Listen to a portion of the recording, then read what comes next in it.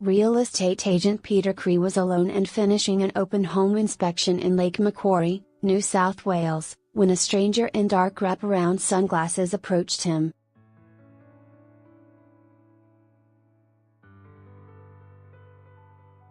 Mr. Creigh introduced himself and offered a handshake, but the handshake was not returned.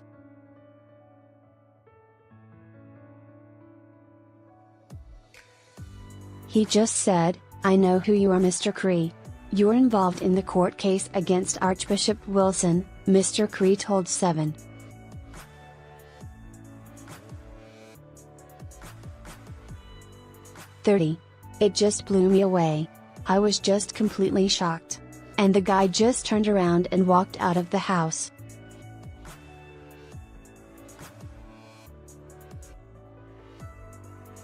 The incident happened in early 2017 when Mr. Creigh was the key witness in a landmark case against the Catholic Archbishop of Adelaide, Philip Wilson, who was the highest-ranking Catholic in the world to be convicted, and later acquitted, of concealing child sex abuse.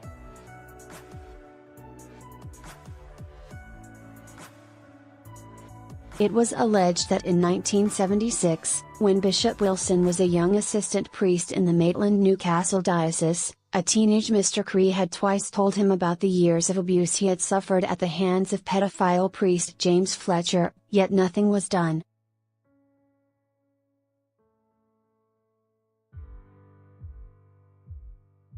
With the concealment trial still 9 months away, Mr. Creigh said the first incident of intimidation left him in a state of deep shock, but it was not to be the last.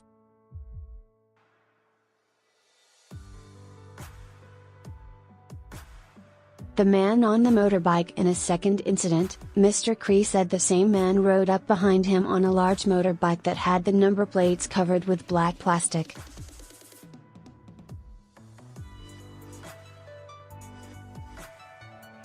The man allegedly raised 2 fingers in the air to signal that was his second warning before riding away on the motorbike.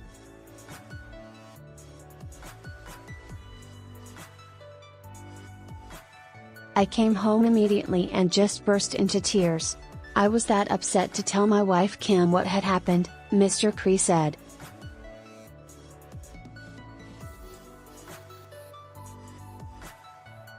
Both incidents were reported to Detective Sergeant Jeff Little, who was the head of Strikeforce Lantal, which was set up to investigate child abuse in the church.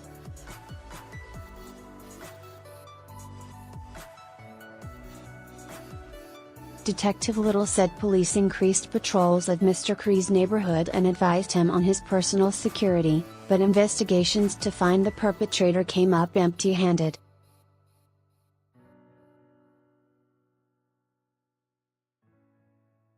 "This coward took it upon himself to hide," Detective Little said. "He hid behind sunglasses, he hid behind a helmet, he had a blacked-out number plate and was essentially hiding behind anonymity."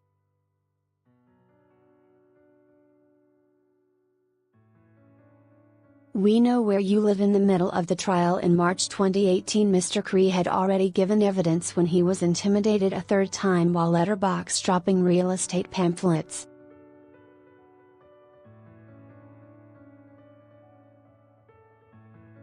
It was a different man with an even more sinister threat.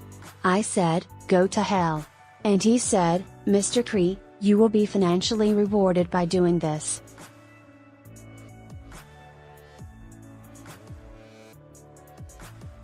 And that, you should take it very, very seriously.'" Mr. Creigh asked who the man was.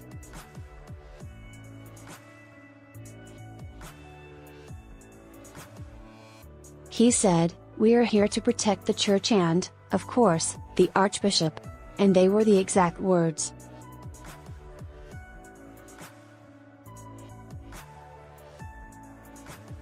Mr. Creigh's name was still suppressed by the court at the time of the incident.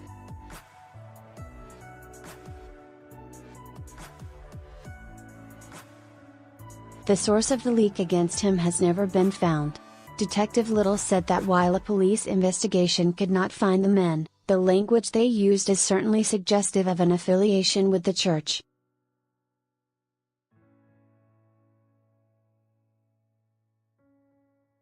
In a statement, the Catholic Church said neither it nor Bishop Wilson knew anything about the intimidation incidents and therefore could not offer comment.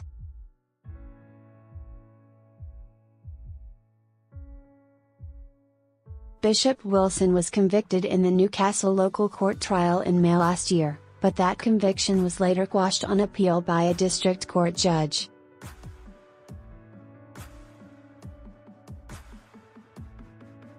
Mr. Creigh said the intimidation compounded what was already a very difficult and traumatic legal process that lasted several years and forced him to relive the horrific sexual abuse he suffered as a child.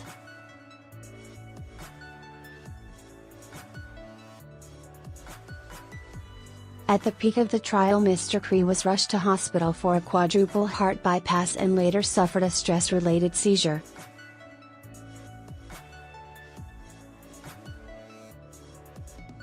He still has not returned to his real estate career. It was really, really difficult.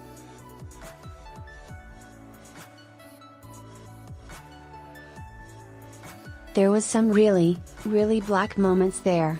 You had to keep on saying to yourself that, there's far greater good here to be done, and you just had to find that strength, you just had to find it from somewhere.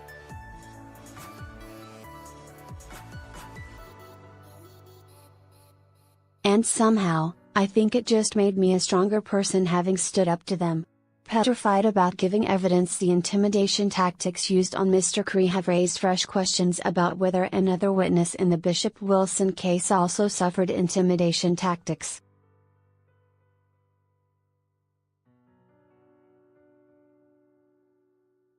Father Glenn Walsh was a Newcastle priest who was ostracized from the Catholic Church after raising the alarm in 2004 about the abuse of another boy by James Fletcher.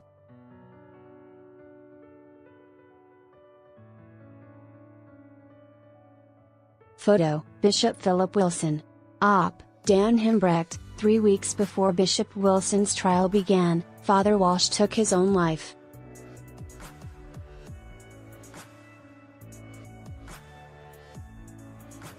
He certainly told me he was petrified about giving evidence against such senior members of his church and, regrettably, the evidence that he could have given, actually went with him to his passing.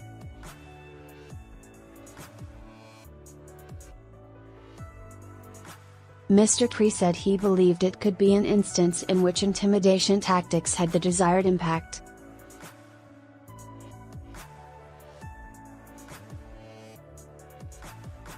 Was he led on to?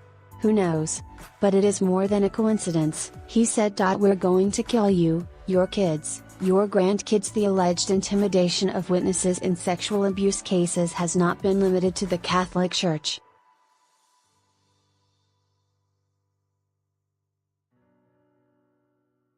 Abuse survivor Stephen Smith also suffered relentless intimidation from within the Anglican Church.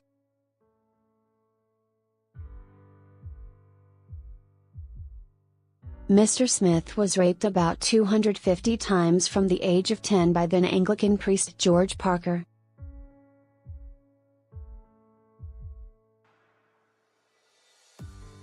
He spoke out publicly about it in 2013 and said the years of intimidation began.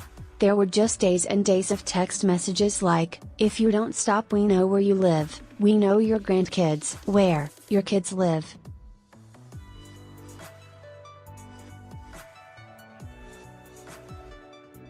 "We're going to kill you, kill your kids, kill your grandkids." It just went on and on and on.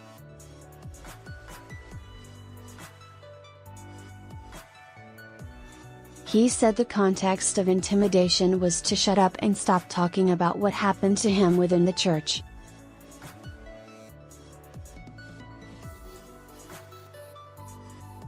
At times he said his life was in danger. "I was driving my car and it felt funny and I stopped," he said.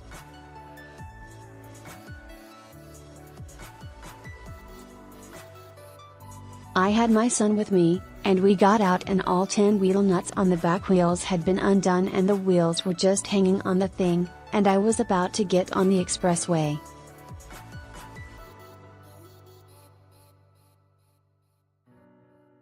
It could have killed the lot of us.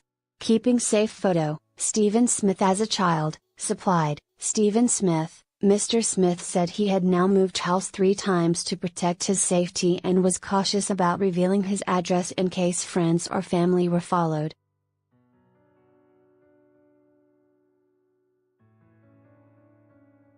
My eldest brother lives in the Newcastle area and for probably 8 or 9 years now he hasn't known where I live, Mr. Smith said.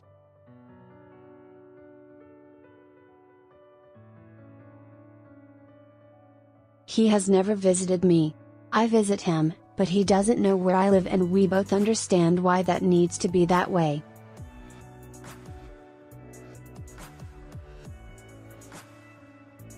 Mr. Smith's abuse formed a key part of Case 42 in the Royal Commission into Institutional Responses to Child Sex Abuse, which was one of the most comprehensively covered cases in the inquiry.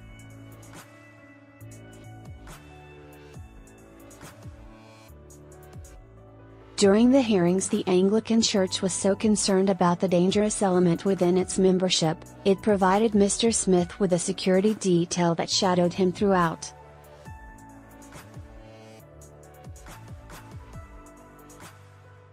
I had a woman walk up to me at one tribunal hearing, an older lady, and she spat in my face and said, "You are nothing but a troublemaker," he said.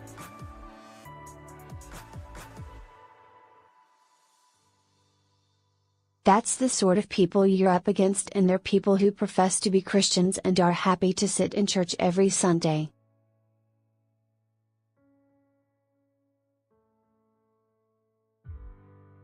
They're a pack of criminals and a religious protection racket, and I can't get my head around how people can behave that way.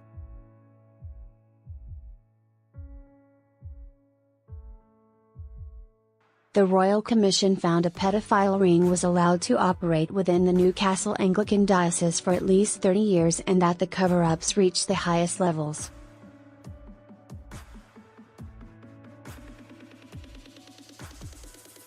It noted new leadership in the diocese had made significant improvements, but that they too had faced intimidation from those within the church.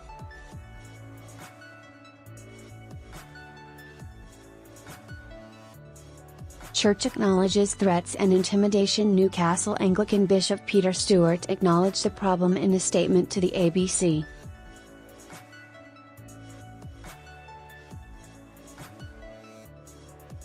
One of the terrible features of the disclosure of child abuse within the Anglican Diocese of Newcastle was that survivors and staff experienced anonymous threats and intimidation, he said.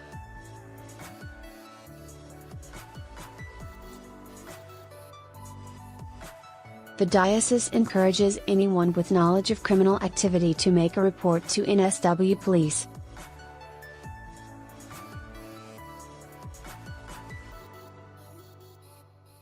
Both Stephen Smith and Peter Creigh said no pastoral support was provided to them from the churches since speaking out about their abuse, and that it was, in fact, the NSW Police and Detective Jeff Little who supported them throughout.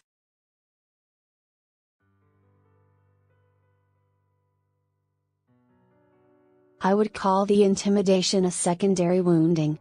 They've already been to hell, they have suffered, and sometimes the only way to get over something is not to go around it, is to go through it, and certainly those 2 men have been through it.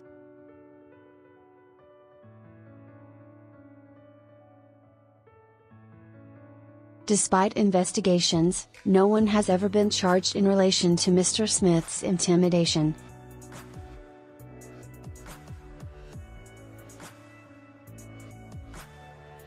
One thing I hope they've learned is that I won't be intimidated, and I won't stop speaking, Mr. Smith said.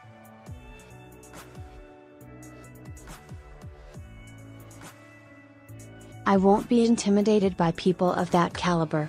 Watch Ben Millington's story on 7.